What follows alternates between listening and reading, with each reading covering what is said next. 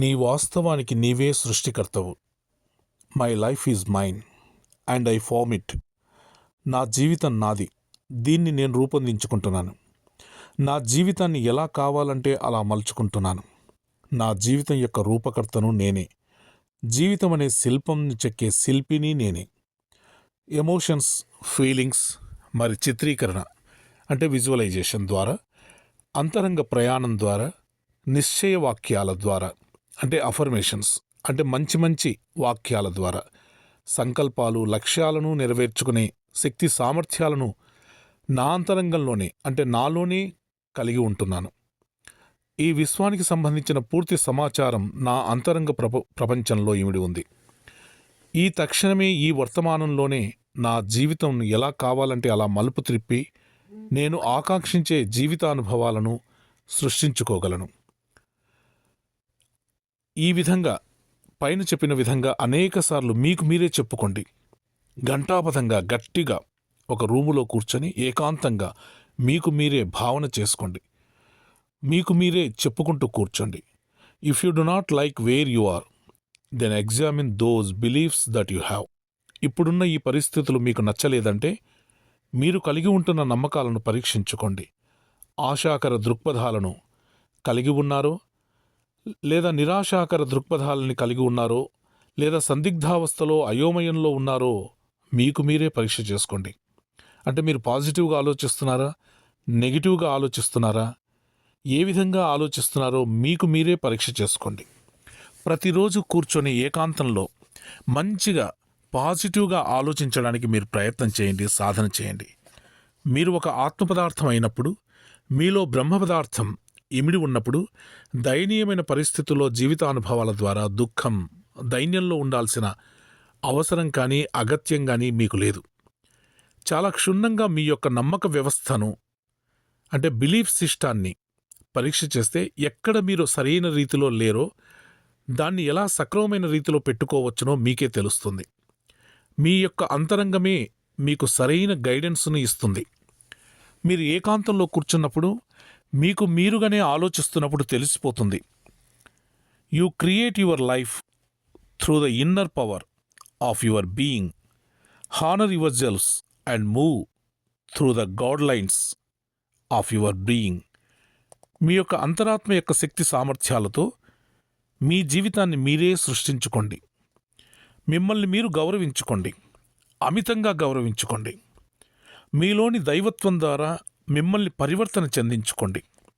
స్వర్గంలో ఎలా ఉంటుందో భూమి మీద కూడా అలాగే ఉంటుంది. సబ్కాన్షియస్ మైండ్లో ఎలా ఉంటుందో భూమి మీద కూడా అలాగే ఉంటుంది. ఇక్కడ సబ్కాన్షియస్ మైండ్ అనేది అంతరంగ ప్రపంచంలో ఇమిడి ఉన్న ఒక శక్తి స్వరూపం. ఫీలింగ్స్, ఎమోషన్స్ లేదా విజువలైజేషన్ ద్వారా మీ యొక్క లక్ష్యం, సంకల్పం ఈ వర్తమానంలోనే మీ అనుభవంలోకి వచ్చినట్లుగా వివిధ రకాలుగా భావన చెందుతూ ఎంత వీలైతే అంత విజువలైజేషన్ చేస్తే అది తప్పనిసరిగా నెరవేరుతుంది. మీకు ఏది కావాలంటే అది నెరవేరుతుంది. మీరు కోరుకోవడమే ఆలస్యం. మీకు డబ్బు కావాలా, డబ్బు గురించి ఎక్కువగా ఆలోచిస్తూ ఉండండి. అది మీరు పొందినట్లుగా, అది పొందిన తర్వాత మీరు ఏ విధంగా ఖర్చు పెడుతున్నారు, దేనికి ఖర్చు పెడుతున్నారు, ఇంత చక్కగా ప్లానింగ్ చేసుకుంటే డబ్బు మీ దగ్గరికి వస్తుంది. డబ్బు గురించి నిరంతరము ఆలోచిస్తూ ఉండాలి. డబ్బును ప్రేమిస్తూ ఉండాలి. లేదు ఉద్యోగం కావాలి, ఉద్యోగం పొందినట్లుగా, ఉద్యోగంని మీరు దగ్గరికి వచ్చినట్లుగా, ఏ ఉద్యోగం కావాలి, ఏ ఉద్యోగం వస్తే మీరు బాగుగా ఉంటారు, దాన్ని బాగా చేయగలరో దాని గురించి అమితంగా ప్రేమించాలి. మీకు ఇల్లు కావాలి, ఇల్లు పొందినట్లుగా, ఆ ఇంట్లో మీరు అనుభవిస్తున్నట్లుగా, ఇంటినంటుగా తచ్చాడుతున్నట్లుగా, ఇంటిని ప్రేమిస్తున్నట్లుగా నిరంతరము మీరు దేని గురించి అయితే ఆలోచిస్తారో అది మీ దగ్గరికి తప్పనిసరిగా మీకు నెరవేరుతుంది. అది వాస్తవ రూపం చెందుతుంది. Your subconscious mind gives from your desires only when you feel your wish fulfilled. మీరు ఆకాంక్షించిన వాటిని ఇప్పటికే ఈ వర్తమానంలో మీ జీవితంలోకి ప్రవేశించినట్లుగా, మీ జీవితానుభవాలుగా రూపాంతరం చెందినట్లుగా భావన చెందితే మీ యొక్క సబ్కాన్షియస్ మైండ్ దాన్ని రూపాంతరం చెందిస్తుంది. అదే చెప్పాను కదా ఇందాక, మీరు ఇల్లు కావాలనుకుంటే ఆ ఇంటిని ఇంతకుముందే మీరు పొందినట్లుగా, ఆ ఇంట్లో ఉండి మీరు అనుభవిస్తున్నట్లుగా, ప్రతి ఇంట్లో ఎక్కడెక్కడ కూర్చొని మీరు ఆనందాన్ని పొందుతున్నారో, ఎక్కడెక్కడ పడుకొని మీరు ఆనందాన్ని పొందుతున్నారో, ఏ విధమైనటువంటి ఆనందాన్ని పొందుతారో దాన్నంతా మీ విజువలైజేషన్ ద్వారా మీ మైండ్లో ఆ ఇంటిని మీరు చూసి మురిసిపోతున్నట్లుగా, మీరు ఎప్పుడైతే ఇంతకుముందే దాన్ని పొంది ఆనందిస్తున్నట్లుగా మీరు అనుభవిస్తారో అది మీకు తప్పకుండా మీకు నెరవేరుతుంది. యాజ్ ఇన్ కాన్షియస్నెస్, చైతన్య శక్తిలో ఏదైతే ఉంటుందో అది భూమి మీద ఉంటుంది. అంటే ఫీలింగ్స్, ఎమోషన్స్, విజువలైజేషన్ల ద్వారా మీరు ఏదైతే భావన చెందుతారో అప్పుడు మీ అంతర్శక్తిలోని చైతన్య శక్తి భౌతిక సంఘటనలుగా, జీవితానుభవాలుగా రూపాంతరం చెందుతాయి.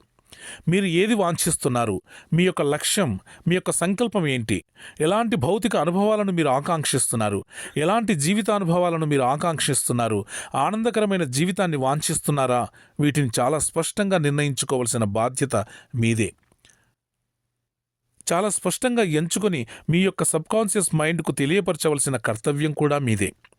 మీరు సబ్కాన్షియస్ మైండ్కు ఏదైతే చెప్తారో, ఏదైతే తెలుపుతారో దాన్ని రూపాంతరం చెందించి మీ యొక్క లక్ష్యం, సంకల్పాన్ని నెరవేర్చి పెడుతుంది. ఏది ఆలోచిస్తారో అదే అవుతారు. యద్భావం తద్భవతే. మీరు ఏది ఆలోచిస్తారో అదే అవుతారు. మీరు ఎలాంటి భావాన్ని కలిగి ఉంటారో అలాంటి భవిష్యత్తునే మీరు పొందుతారు. యద్భావం తద్భవతి అంటే మీ అంతరంగంలోని ఆలోచనలు బాహ్య రూపంలో రూపాంతరం చెందుతాయి. మీ లోపల ఏదైతే మీరు ఆలోచిస్తుంటారో భౌతికంగా దాన్నే మీరు పొందుతారు. You create your own reality. నీ వాస్తవాన్ని నువ్వే సృష్టించుకుంటున్నావు. నీ జీవితాన్ని నువ్వే మలుచుకోవాలి. ఎవరో వచ్చి నీ జీవితాన్ని ఉద్ధరించరు.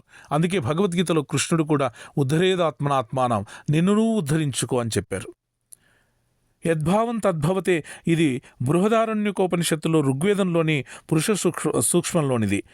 ఈ మహాపరివాక్యం కూడా అదే అర్థాన్నిస్తుంది. You become what you think. నీవు ఏది ఆలోచిస్తావో అదే అవుతావు. నీ అంతరంగ ప్రపంచంలో ఏది ఉందో అదే బాహ్య ప్రపంచంలో వాస్తవ రూపం చెందుతుంది. నీవు కూర్చొని ఏది ఆలోచిస్తున్నావో భౌతికంగా అదే పొందుతుంటావు. కాబట్టి ఆలోచనలు ఆలోచించడానికి కూడా ఎందుకు మనం సంకోచించాలి? మంచిగా ఆలోచించి నీకు జీవితంలో ఏది కావాలనుకుంటున్నావో దాని గురించి ఆలోచిస్తే భౌతికంగా అది నీకు ప్రస్ఫుటమవుతుంది, అది నువ్వు పొందగలుగుతావు. కాబట్టి ఆలోచించడానికి కూడా మనం సంకోచిస్తూ ఉంటాం. ఇది అవుతుందా కాదా, నేను కోటీశ్వరుని అవుతానా, నేను ఆలోచించిన మాత్రాన నేను కోటీశ్వరుని అవుతానా, నేను ఆలోచించినంత మాత్రాన ఇల్లు నాకు వస్తుందా? ఆలోచించి చూడు ఒక్కసారి.